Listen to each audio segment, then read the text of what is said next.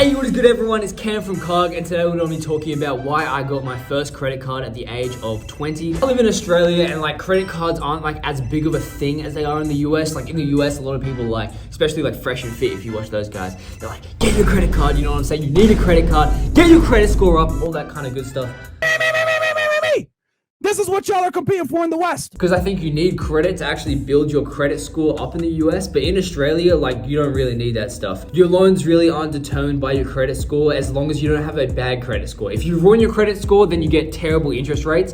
But if you don't touch credit and when you're ready to get a house, as long as you have the money in place, then your credit score doesn't really matter. You're not gonna get a better interest rate. And chances are you already have a good credit score as long as you're saving up money and not going into debt. So it really poses the question, if you're just living at your means or below your means and you don't need credit, then why would you actually get a credit card? Why did I buy a credit card as someone that barely spends any money and can easily just tap everything in on debit? I've never even been close to spending one of my whole paychecks. And I'd say I'm pretty scared of taking risks in terms of doing more sketchy things like putting my paycheck away for an extra month before I have to actually spend money on my expenses. So I get that extra 0.5% interest per month and then risk accidentally missing a payment on my credit card and having to spend an extra 20% or whatever the interest rate is if you miss a credit card payment. So why on earth would I buy a credit card? Well, the simple fact is I've been getting into this thing called credit card churning. Well, I haven't really been getting into it, but I've been learning a little bit about it. And it's pretty much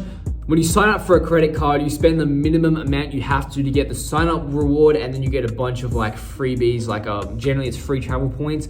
For us in Australia, it's frequent flyer points or velocity points depending on what type of card you get.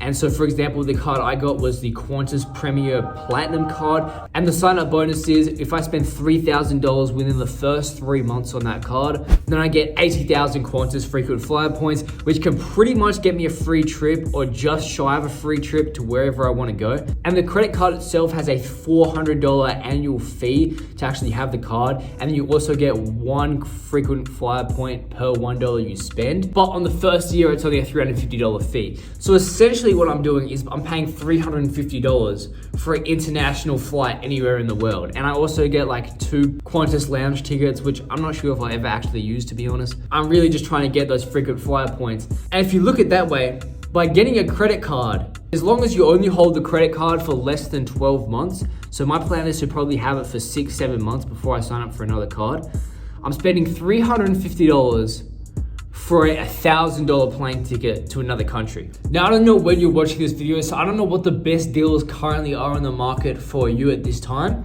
But if you're looking to do something similar like this and you want to travel sometime in the next 12 to 24 months, then I reckon it's a good idea to try do this, because at the end of the day, it's really just an easy way to save money and you finally get a little bit exposure to credit. Now, it can be pretty dangerous if that means you don't spend more money than you would normally and you start living above your means and then you go into credit card debt and then you're not traveling anytime soon because you're screwed, you know what I'm saying? You're financially ruined, that's tough. But pretty much the strategy would just be to use your credit card like a regular debit card, and then every 6 to 12 months, depending on how many frequent flyer points you want to accumulate and depending how much you want to travel, you just keep signing up for a new card, closing your old cards, you don't pay the annual fee, and then just keep accumulating the crazy amount of Qantas frequent flyer or velocity points and try to get as many cheap plane tickets as you possibly can. Now, a lot of people say, oh, this is way to get free travel, because it's just money you're spending anyway.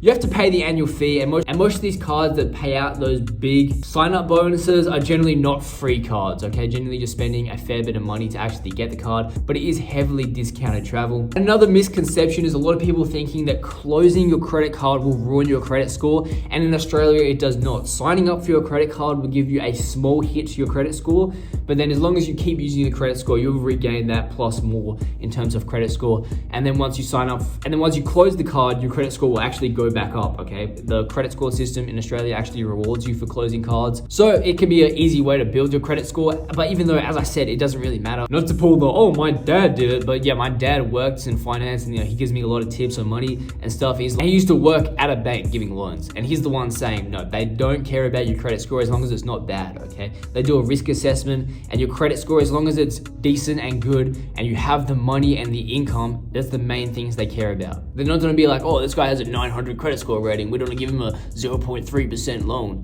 Nah, they give pretty much everyone the same loan. You could shop around and try get lower interest rates. If you go to one bank and be like, yo, this bank offered me 4%, will you give me 3.9%? Then you go to another bank and be like, yo, this bank gave me 3.9%, can you beat that? And they'll give you 3.8%. You can kind of do it like that to get lower interest rates. But yeah, as I said, apparently they just don't care about your credit score in terms of giving you a lower interest rate, but you don't want a bad credit score, because as I keep saying. But either way, man, that's really all this video was about, you know what I'm saying? I'm telling you guys why I'm getting a credit card, why you should maybe consider it, just so it's something for you to think about. I post a lot of videos about money, stocks, how to make money with AI, all that kind of stuff. So if you guys enjoy the video, please hit that like, subscribe button. I really do appreciate it, and I'm out. See ya.